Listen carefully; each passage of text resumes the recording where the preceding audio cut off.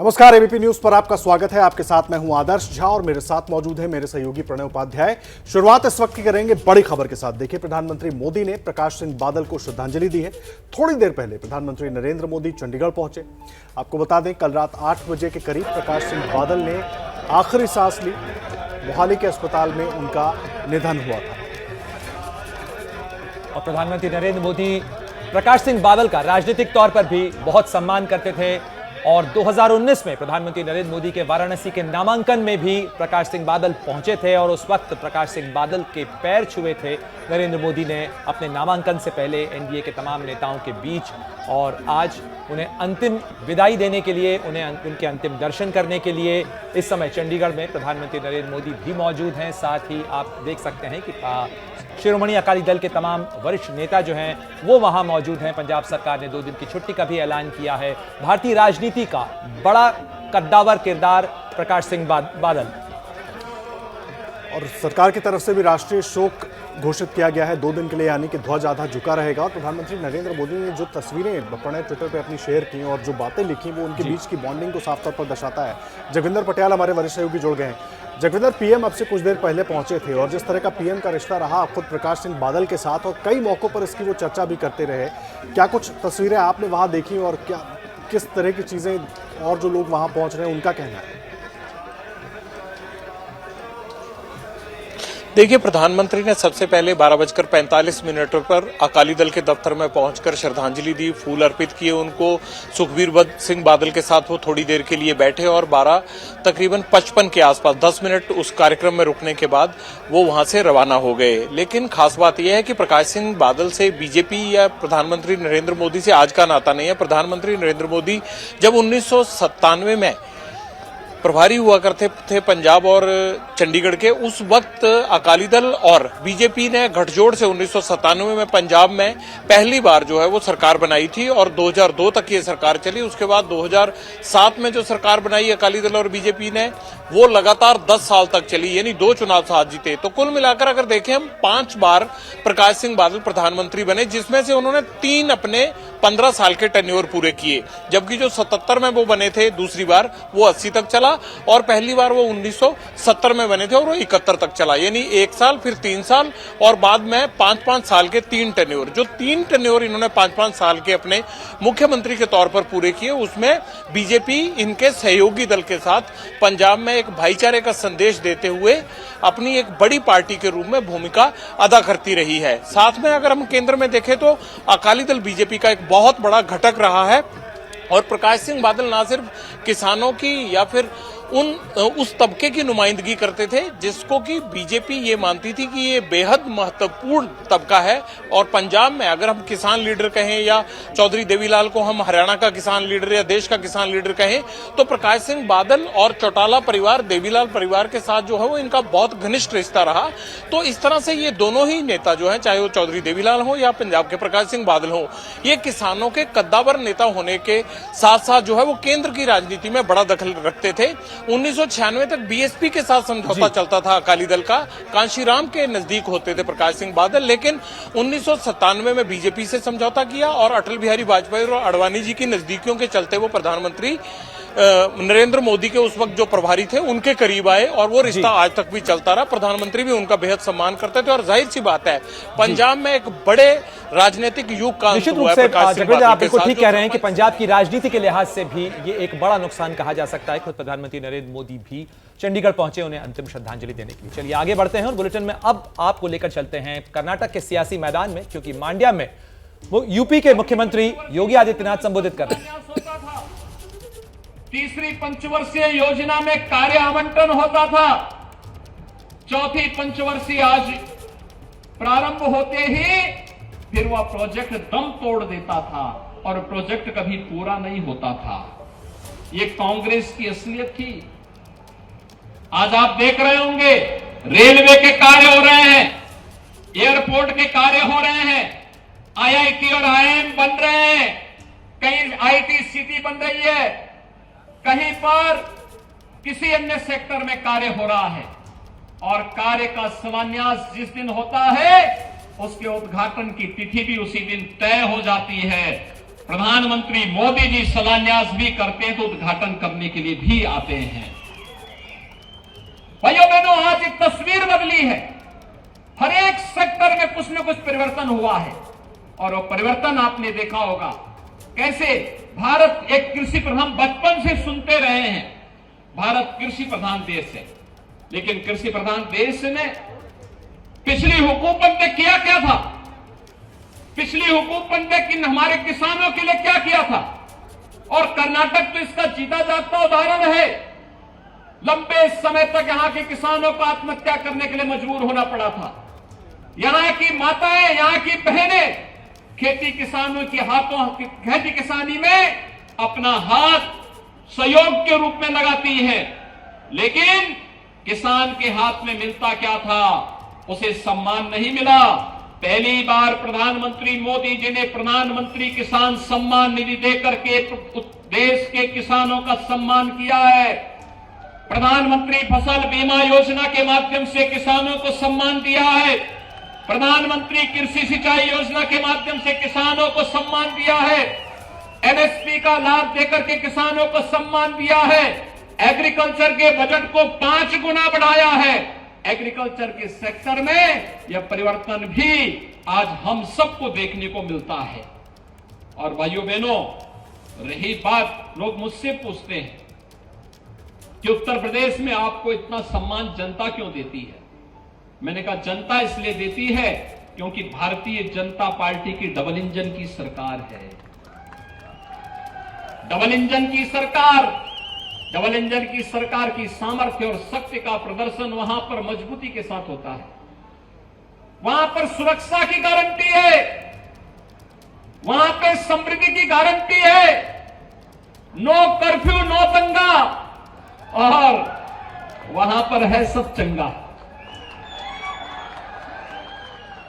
पिछले 6 वर्ष में उत्तर प्रदेश के अंदर कोई दंगा नहीं हुआ, कोई कर्फ्यू नहीं लगा, विकास की स्पीड बढ़ी है। और मैं डबल इंजन की सरकार का भी अभिनंदन करूंगा कि पीएफआई जैसे संगठनों को बैन करके उसकी कमर को तोड़ने का कार्य भी कर्नाटक के अंदर हुआ है। आप सोचिए, एक और डबल इंजन की सरकार जो पीएफआई पे बैन करती है, पीएफआई को बैन करती है, और दूसरी तरफ कांग्रेस जो पीएफआई को तुष्टीकरण करने का कार्य करती है, उन्हें धर्म के आधार पर रिजर्वेशन देने का कार्य करती है। धर्म के आधार पर आरक्षण यह भारत के संविधान के विपरीत है, असंवैधानिक है। हमने अनुसूचित जाति जनजाति के आरक्षण के दायरे को बढ़ाया है, दिव्यांग जनों के आरक्षण के दायरे को बढ़ाया है, अन्य जरूरतमंदों को आरक्षण का लाभ दिया है। लेकिन धर्म के आधार पर 1947 में भारत का विभाजन हो चुका है। भारत धर्म के आधार पर आरक्षण की वकालत नहीं कर सकता है। अन्य विभाजन के लिए हम तैयार नहीं है, यह भारतीय जनता पार्टी का मानना है, क्योंकि हम सब मानते हैं एक भारत श्रेष्ठ भारत की परिकल्पना ही भारत को आगे बढ़ाएगी। और भारत की इस परिकल्पना को आगे बढ़ाने के लिए आज हम सब आपके पास आए हैं। मित्रों, डबल इंजन की सरकार की सामर्थ्य ही है आज विकास हर एक स्तर पर देखने को मिलता है। हर एक स्तर पर हमें डेवलपमेंट के कार्य देखने को मिलते हैं। हम तुष्टीकरण नहीं, हम सशक्तिकरण पर विश्वास करते हैं। हमने किसान की कनेक्टिविटी और किसान की प्रोडक्टिविटी को भी बढ़ाने का कार्य किया है। देखिए, कर्नाटक से लगातार हर अपडेट आप तक पहुंचाते रहेंगे। क्या कुछ सियासी बातें कही जा रही हैं, सब कुछ आपको बताते रहेंगे। लेकिन इस बीच एक बार फिर से बात करते हैं उत्तर प्रदेश की, जहां पर बड़ी जानकारी आपको बता दें, माफिया अतीक की हत्या तो हो गई, अब लगातार उसके आतंक के सबूत सामने आ रहे हैं। एक फोन की रिकॉर्डिंग सामने आई है जिसमें अतीक एग्रीकल्चरल यूनिवर्सिटी के पूर्व पीआरओ को धमका रहा है और साथ ही बद्दी बद्दी गालियां भी दे रहा है। एग्रीकल्चरल यूनिवर्सिटी का एक छात्र अतीक के बेटे को ट्यूशन पढ़ाता था, लेकिन परीक्षा में नकल के आरोप में उसे निष्कासित कर दिया गया था। और इसी को लेकर अतीक ने पहले अपने गुर्गों के साथ कॉलेज पहुंचकर यूनिवर्सिटी के कर्मचारियों से मारपीट की और फिर फोन पर धमकाया भी। हेलो। हाँ दुबे जी। हाँ शमशाद भाई। एसपी आर्य से आप क्या कह रहे थे कि मैं तो गोली मार देता, लेकिन मैंने गोली नहीं मारा। भैया हम कैसे कह सकते हैं, हम कौन से।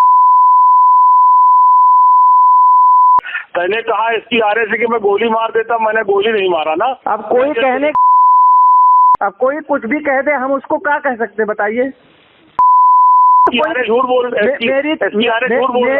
मेरी तो कोई गलती भी नहीं थी, आपने हमको मरवाया। नहीं एसपी आर्य झूठ बोल रहा है, तो कह रहे थे कि मैं तो गोली मार देता। भैया उसको हम क्या कह सकते हैं। मैं तो आपसे निवेदन रिक्वेस्ट ही कर सकता हूँ बड़े भाई के नाते। जितनी मलाई खा चुके, अब आप बड़े भाई हैं, कुछ भी आप कहें। हमारे एसपी आर्य के सामने बकैती कर रहे थे। हम किसी के सामने बकैती नहीं कर रहे थे, मैं कुछ भी नहीं कह रहा था। करो धरना पर। मैं कुछ नहीं कहा भैया, ये आप घर न जाओगे। आपको भैया जो भी गुमराह कर रहा हो वो अलग मैटर है। मैं आपके विरुद्ध आज भी नहीं हूँ, कल भी नहीं था, परसों भी नहीं था, आज से नहीं। आज मेरी आपकी जो है 92 में मैं आपके, जब मीरापुर में मैं रहता तभी मैं वहीं बैठता था आपके पास जाकर के। आप मुझको बच्चे की तरह मानते थे, लेकिन आज मुझे बड़ा कष्ट हुआ कि आपको मैं भैया आपको कहा, आपने मुझे मारा। मार नहीं खाए हो अभी, मार कहाँ देखे हो आप भैया? मार का मजा अभी आप बड़े भाई हैं, आप कहिए वहीं आए हमको मार दीजिए। आप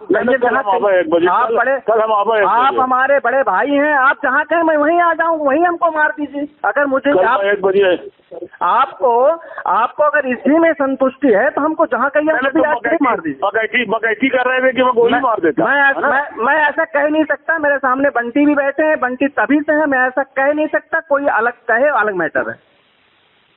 सामने बंटी भी बैठे हैं और शुरू से बंटी बैठे हैं, जब से आए हैं। आपके सामने फोन बंटी का आ रहा था, मैं उस समय भी बंटी आए थे और मैं बंटी के सामने हूँ अभी भी। और मैं ऐसा कुछ भी नहीं। बंटी बंटा का फोन नहीं किया ना, हमसे बात हुई बंटी बंटा से। भैया मैं फोन किया था। मैं कह रहा हूँ मैं फोन किया था। मैं फोन किया था और मैं ऐसा अपशब्द का प्रयोग कभी नहीं करता भैया, आपके लिए पर्सनल, आपके लिए।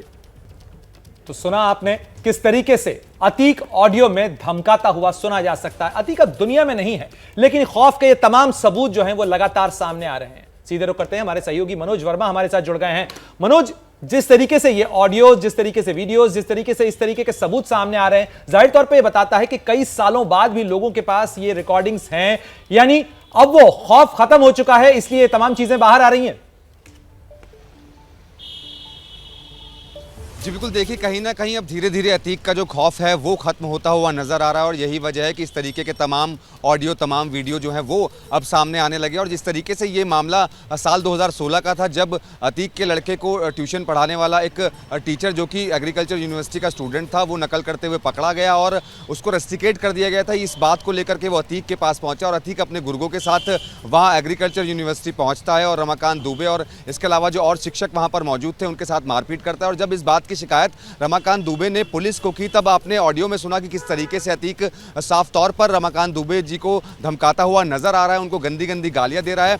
तो ये ऑडियो रमाकांत दुबे ने अब तक संभाल कर रखा हुआ था, तो कहीं ना कहीं उसका खौफ बहुत ज्यादा था अतीक अहमद का। यही वजह है कि तब ये तमाम चीजें सामने नहीं आ पा रही थी। रमाकांत दुबे से हमारी फोन पर बातचीत हुई, उन्होंने कहा कि उस वक्त बहुत ज्यादा अतीक का खौफ था और पुलिस में भी वो इस मामले को लेकर गए थे, लेकिन ज्यादा कार्रवाई नहीं हुई थी। बाद में हाईकोर्ट में जब यह मामला गया तब अतीक को इस मामले में जेल हो गई थी, लेकिन अतीक का खौफ लगातार इस इलाके में बरकरार रहा है और धीरे धीरे अब वो खौफ खत्म होता हुआ नजर आ रहा है। तभी इसी तरीके के ऑडियो और वीडियो जो हैं अब इस तरीके से सामने आने लगे हैं। जी मनोज, आप रहे हैं हमारे साथ। देखिए, अतीक के मामले से जुड़ी एक के बाद एक कई सारी चीजें अब निकल कर सामने आ रही हैं। अतीक के खौफ की जो गवाही दे रही हैं। उमेश पाल से अतीक अहमद की दुश्मनी पुरानी थी, नतीजा यह हुआ कि उमेश पाल की हत्या कर दी गई। अब अतीक की एक पुरानी चिट्ठी सामने आई है जो उमेश पाल से उसकी दुश्मनी की गवाही दे रही है। जी हां, आपको बता दें कि 17 अगस्त 2012 को अतीक ने गृह सचिव को चिट्ठी लिखी थी और उमेश पाल के अपहरण के केस को फर्जी बताया था। अतीक ने तब कहा था कि उसकी छवि को धूमिल करने की कोशिश की जा रही है। और मृत्युंजय सिंह हमारे साथ, हमारे सहयोगी जुड़ गए। मृत्युंजय, अब एक के बाद एक चीजें निकलकर सामने आ रही हैं। अतीक की चिट्ठी सामने आ रही है जो गृह सचिव को उसने लिखी थी और यह कहा था कि मुझे फंसाने की कोशिश हो रही है, लेकिन कोर्ट का फैसला तो बिल्कुल उसके उलट है।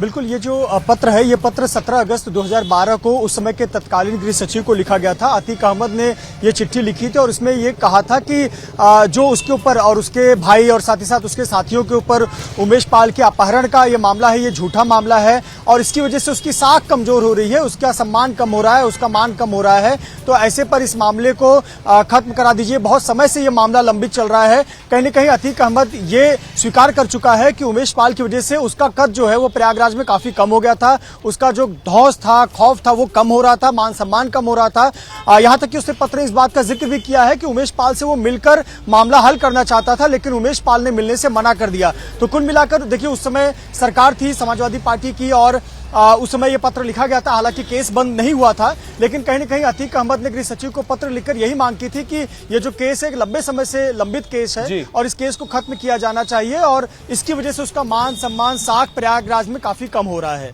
जी, शुक्रिया इस तमाम जानकारी के लिए। मृत्युंजय, आपका भी हो, साथ ही मनोज वर्मा हमारे साथ जुड़े हुए थे। लगातार हम आपको बता रहे हैं कि किस तरीके से अतीक के खौफ के जो सबूत हैं वो धीरे धीरे अब सामने आ रहे हैं। एबीपी न्यूज पर खबरों का सिलसिला लगातार जारी है। बने रहिए हमारे साथ, देखते रहिए एबीपी न्यूज। स्वागत है आपका। इस वक्त आपको एक और बड़ी खबर बता दें, उत्तर प्रदेश से ही बड़ी खबर है। देखिए, माफिया मुख्तार अंसारी पर से जुड़ी ये बड़ी खबर। मुख्तार और बेटे अब्बास अंसारी से आईटी का शिकंजा इन दोनों पर अब कसता दिखाई दे रहा है। 125 करोड़ रुपए की संपत्ति के मामले में दोनों से ही पूछताछ हो सकती है। नोटिस भेजा गया है आईटी की तरफ से। 125 करोड़ रुपए की संपत्ति के मामले को लेकर पूछताछ हो सकती है। जी हां, आपको बता दें कि आयकर विभाग में जेल में मुख्तार और अब्बास से पूछताछ कर सकता है और उन्हें नोटिस भेजा गया है। आईटी का ये पूरा नोटिस दिया गया है। 125 करोड़ रुपए की संपत्ति का ये पूरा मामला है। सीधे रुख करते हैं, एबीपी न्यूज संवाददाता अजय दुबे हमारे साथ जुड़ गए हैं। अजय, क्या कुछ जानकारी मिल पा रही है और ये आईटी की पूछताछ कब मुमकिन है? देखिए, अंसारी पिता पुत्र के पीछे तमाम दिनों से आईटी की जो टीमें हैं उनकी आर्थिक जानकारियों को इकट्ठा कर रही थी। गाजीपुर, दिल्ली, लखनऊ, अलग अलग जगहों से संपत्ति बेनामी नामी इससे जुड़ी डिटेल्स मिली थी, जिसके बाद 125 करोड़ रुपए की संपत्ति की मार्किंग हुई है। उनकी मार्किंग के आधार पर उनसे जुड़ा हुआ जो ब्यौरा है तमाम, इसको लेकर पूछताछ करने की तैयारी में आईटी की टीमें हैं, इनकम टैक्स की टीमें हैं, जिसमें मुख्तार अंसारी और उनके बेटे अब्बास अंसारी दोनों को जिन जिन जेलों में वो हैं वहां पर नोटिस सर्व किया गया है और उनसे अब पूछताछ इस पूरे मामले को लेकर होगी।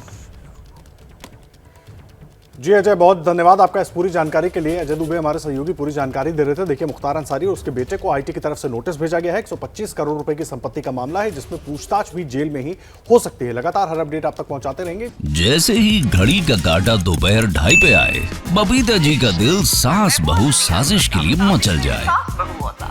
और ये है इनकी बहू, पूरे दिन ऑफिस की टेंशन हो जाए गॉन जब ये करें अपना फेवरेट शो फ्री टाइम पे ऑन। इनकी तरह आप भी देखिए अपना फेवरेट शो अपने टाइम पर और डाउनलोड कीजिए एबीपी लाइव ऐप अपने स्मार्ट टीवी पर।